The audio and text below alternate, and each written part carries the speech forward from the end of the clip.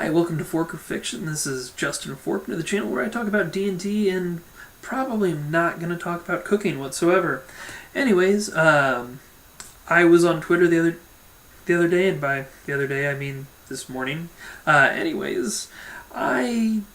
was on Twitter and I saw someone that was, reaching out to the Twitterverse, if you will, asking for world building advice.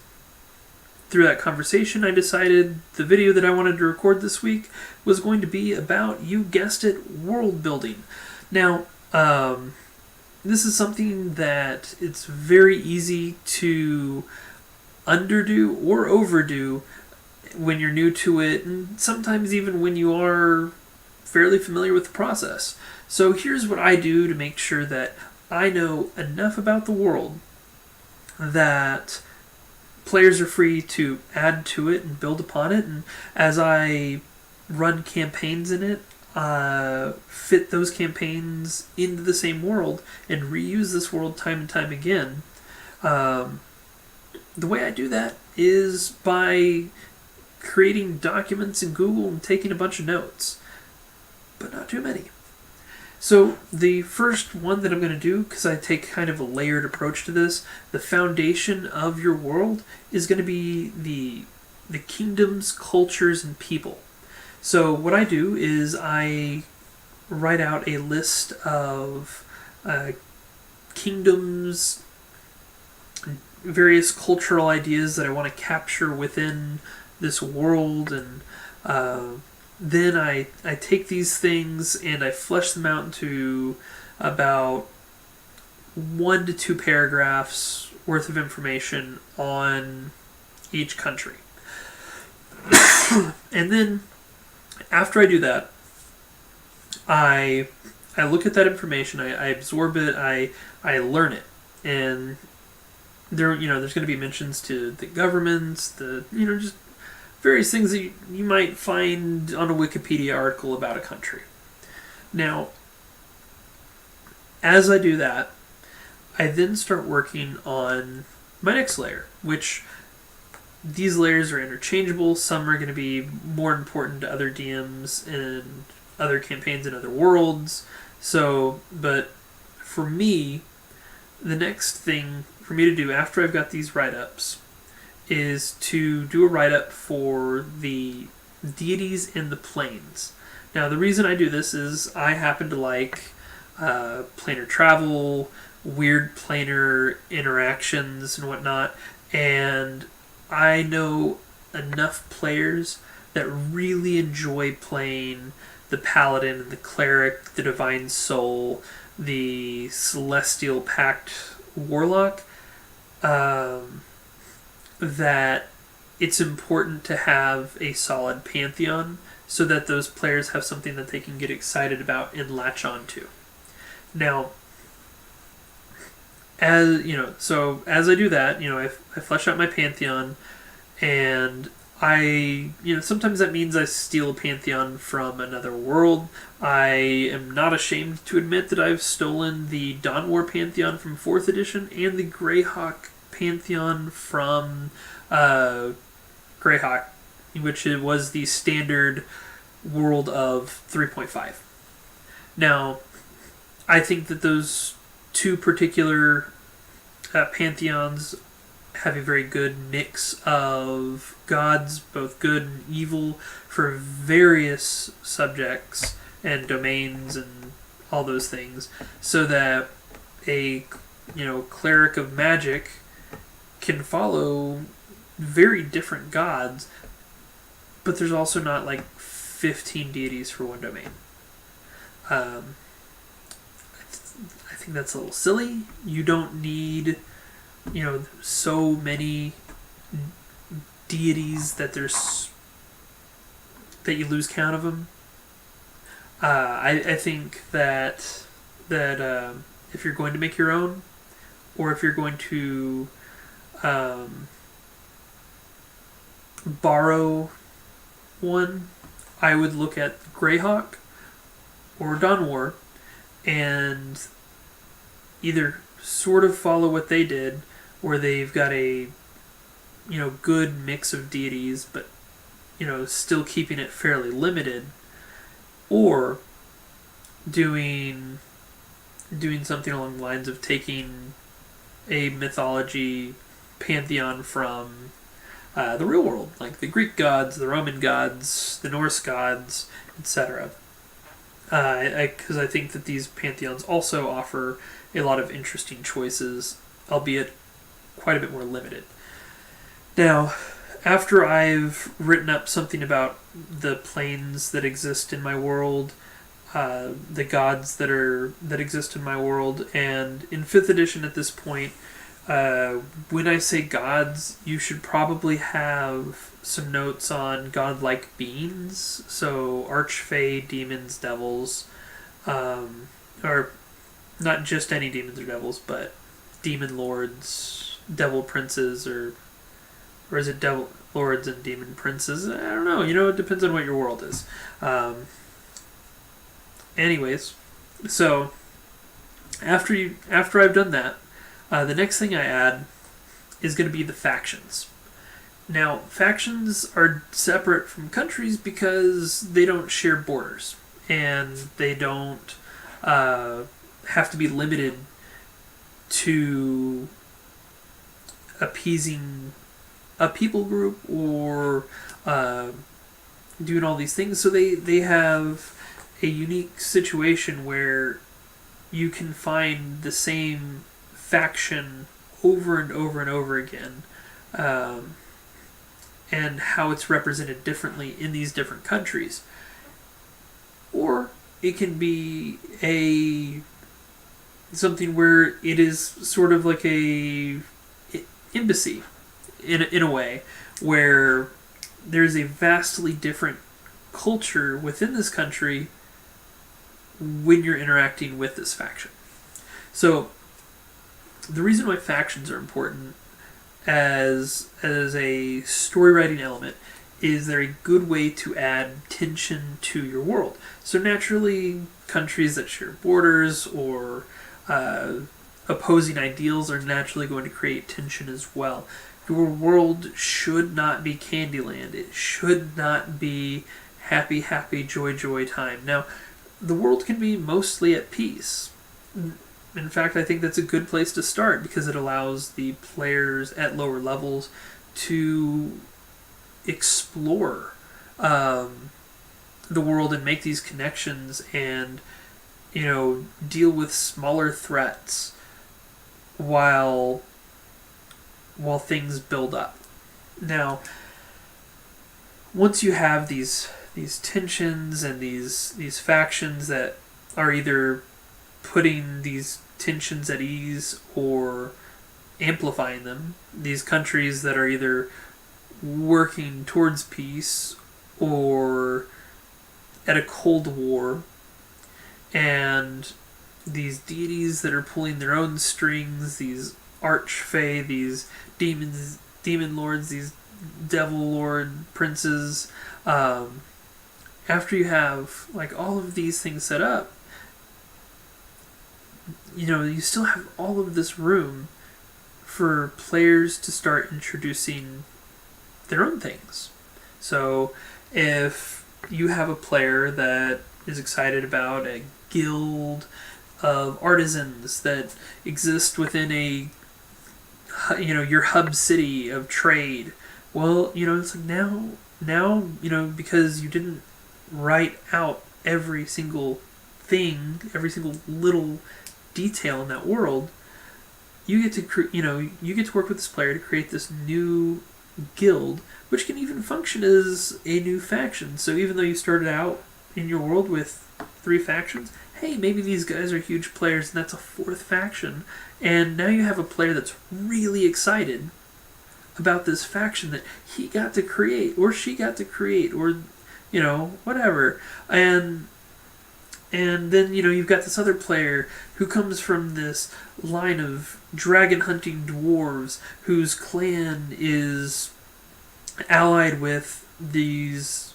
good dragons, these good aligned dragons that live on this mountain nearby, and And then, you get to work with that player to be like, okay, well, where is this clan? Because this is super cool. And then, you place that in your world, and then, then you get to have like these cool interactions with like, okay, well, how are these good dragons gonna come into play? Are they gonna come into play? These dragon hunting dwarves, like, am I gonna have like a side quest where the players get to tag along and see how these dwarves do their thing?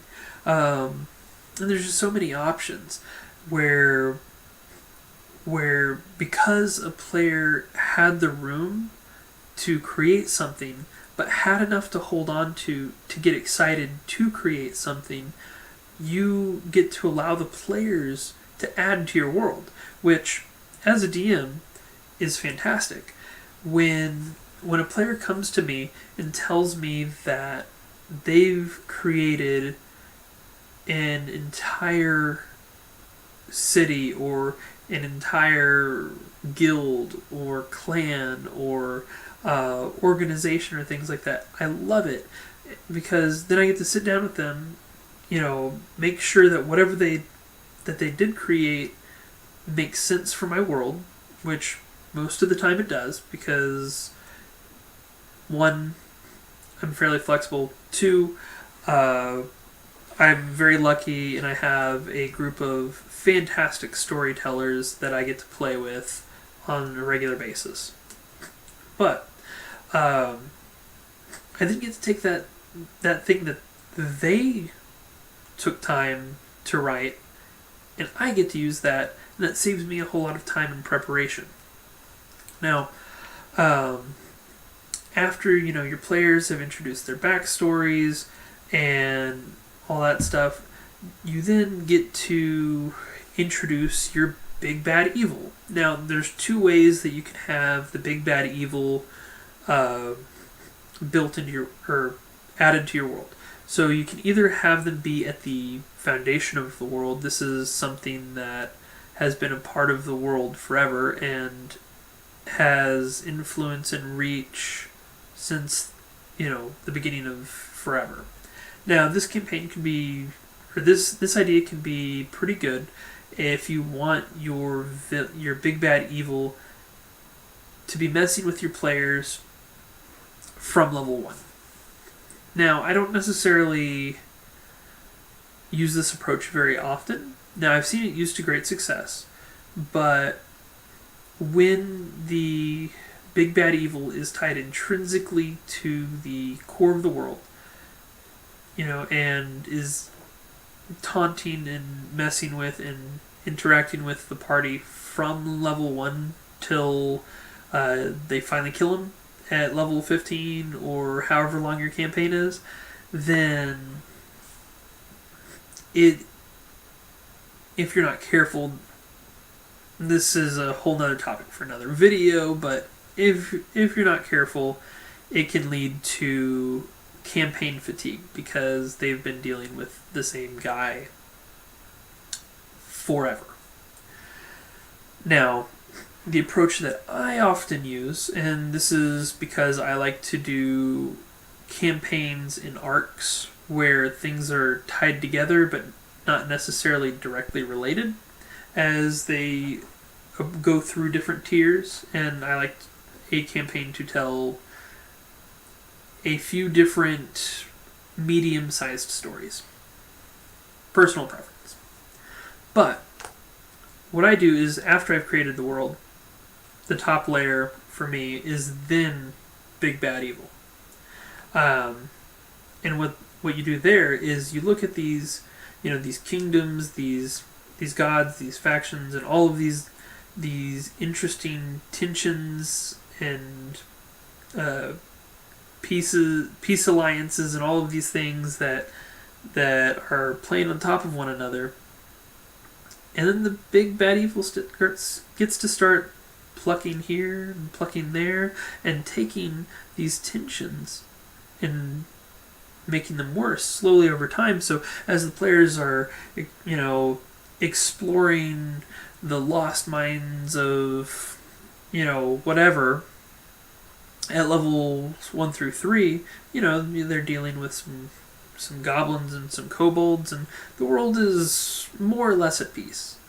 But then as they start to branch out into the world, things are starting to get a little darker, a little less safe.